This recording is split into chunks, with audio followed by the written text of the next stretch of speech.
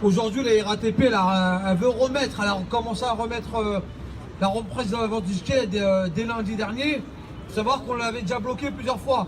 Aujourd'hui, c'est qui? On voit bien qu'il y a une personne qui s'appelle Madame Pécresse. Elle est de mèche avec la direction générale. Moi, je vois aujourd'hui, j'étais en réunion ce matin, on a parlé avec des médecins du travail.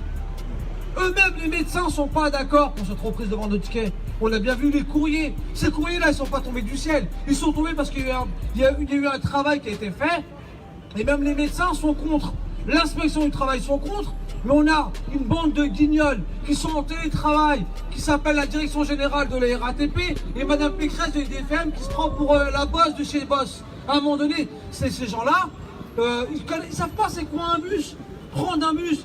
Et est-ce que c'est quoi est-ce que vendre un ticket c'est essentiel? On voit bien que la direction générale, non, elle est bornée comme elle est, parce qu'elle passe son temps à plus manger des croissants dans leur bureau qu'être sur le terrain. Mais nous on est sur le terrain. On voit quand il y a eu 12 morts à la RATP, c'est à cause de qui? C'est à cause de la RATP. Parce que si dès le départ elle avait commencé à mettre les gestes barrières, ramener le gel et les masques, ça, peut-être qu'il n'y aurait pas eu ces morts à la RATP. Parce qu'il faut savoir que les masques, quand ils sont arrivés, ils ne sont pas arrivés du jour au lendemain. Si les usagers sont montés à l'arrière, c'est pas parce que la direction le voulait. C'était un combat qu'on a mené dès le début avec la CGT pour dire stop à cette revente de tickets.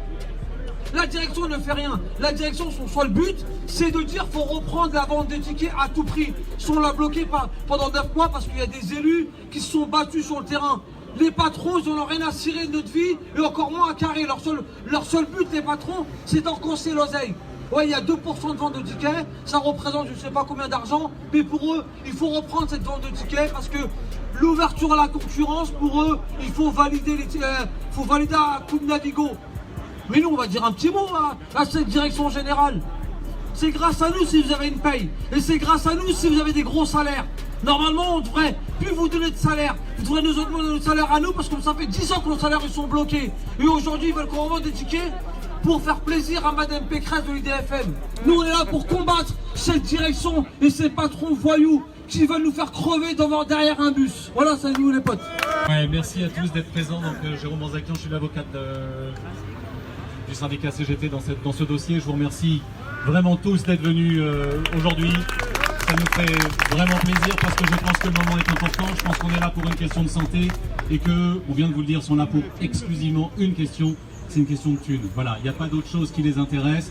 1% de la vente, il faut le faire quand même parce que Homo sapiens, on vient de vous le dire, mais je pense qu'effectivement vous êtes vraiment des rats de laboratoire et qu'on veut à votre égard faire des essais et que c'est juste vraiment scandaleux. Tout le monde est avec nous, tout le monde est derrière vous. Les salariés d'abord et toutes les organisations syndicales. C'est la CGT qui est aujourd'hui ici, mais il faut quand même, et je crois qu'on vous l'a dit tout à l'heure, toutes les OS au moment du CSEC ont voté contre cet enlèvement des plexiglas.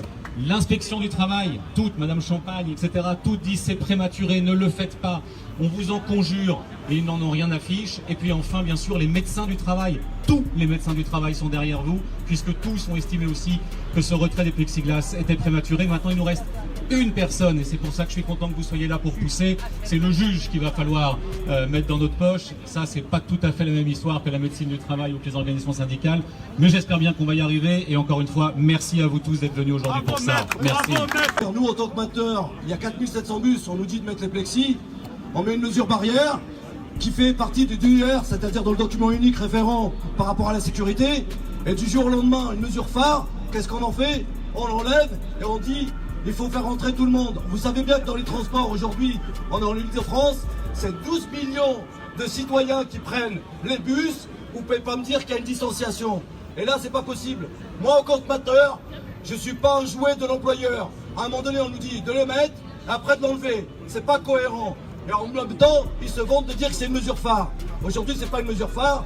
Aujourd'hui, on est en train de mettre la vie des salariés et des agents RATP, des machinistes, en danger. La santé des agents et leur sécurité, ce n'est pas une question de moyens. En gros, nous sommes un petit peu des rats de laboratoire, des souris. Ils ont oublié que nous sommes des homo sapiens.